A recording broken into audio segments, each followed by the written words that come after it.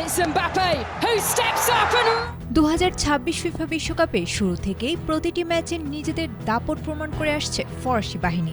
সেই বাহিনীর দুর্দান্ত পারফর্মার অধিনায়ক কিলিয়ান এমবাপ্পেও সম্প্রতি করেছেন বিশ্ব রেকর্ড, নিশ্চিত করেছেন সেমিফাইনালে টিকেটও।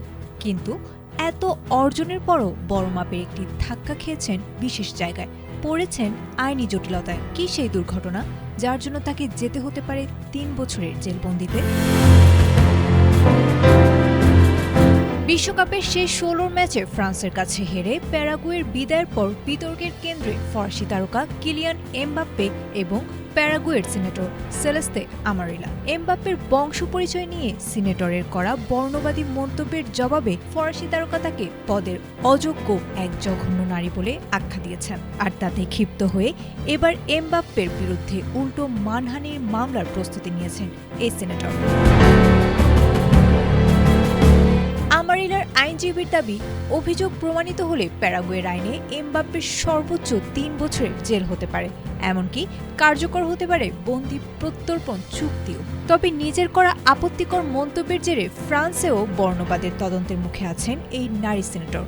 নিয়ম অনুযায়ী সেখানে দোষী সাব্যস্ত হলে 45,000 ইউরো জরিমানা ও 1 বছরের কারাদণ্ড হতে পারে তার। সিনেটরের পক্ষ থেকে একে বাক স্বাধীনতা বলে দাবি করা হলেও এই ক্রীড়া কূটনৈতিক যুদ্ধ করিয়েছে দুই দেশের শীর্ষ মহলে।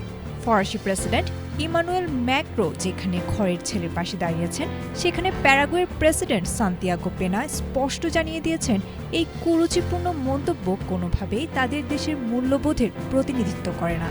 তিরস্কৃত হয়েও নিজের অবস্থানে অনড় সিনেটর এবার এমবাপ্পের বিরুদ্ধে মাঠে অসদাচরণের নতুন অভিযোগ এনেছেন। সব মিলিয়ে ফুটবল মাঠের সবুজ গালিচা ছাড়িয়ে এমবাপ্পে আমারিলার এই দ্বৈরথ এখন হয়তো আন্তর্জাতিক আদালতের কাঠগড়ায় দাঁড়ানোর অপেক্ষা। আয়েশা আক্তার, এটিএন বাংলা।